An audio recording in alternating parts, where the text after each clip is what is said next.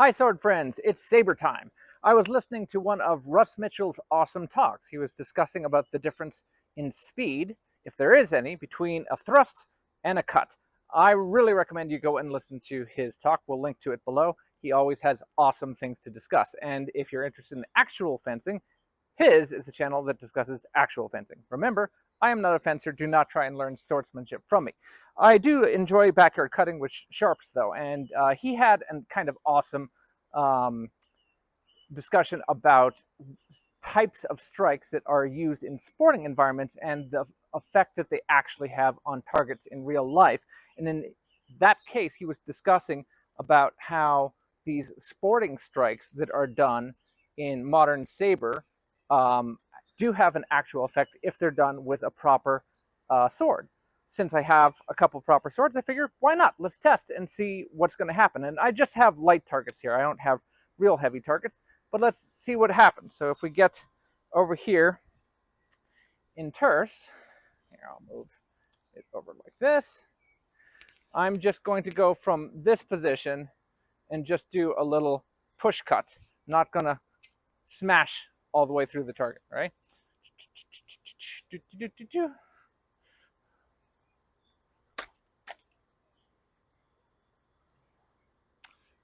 Not too hard at all with a sharp sword. What about a slightly heavier target?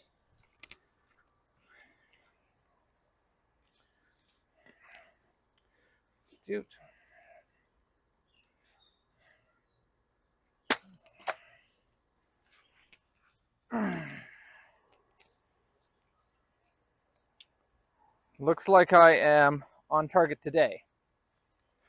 1 second. What if I have something silly like this big thick piece of bamboo that's maybe 5-6 centimeters across?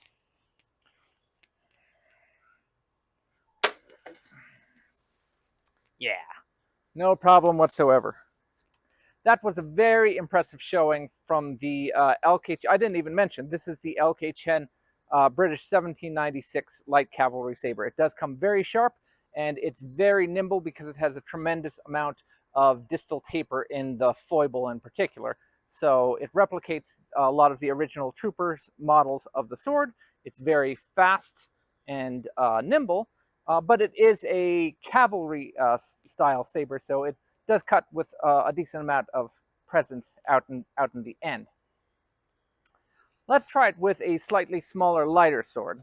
Now, I don't have an infantry saber on hand, so I have one that's about the length of an infantry style saber. This is the saber of Charlemagne, and again, it probably dates back to a design from the 11th or 12th century, maybe even earlier. So this is a step style saber from the originally probably from the Magyars. But let's see how this one does. It's a little bit lighter in the blade than the light cavalry saber.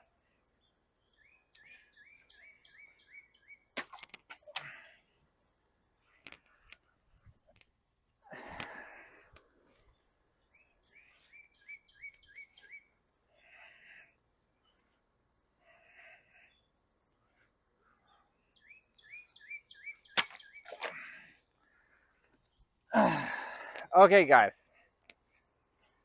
Here's your challenge.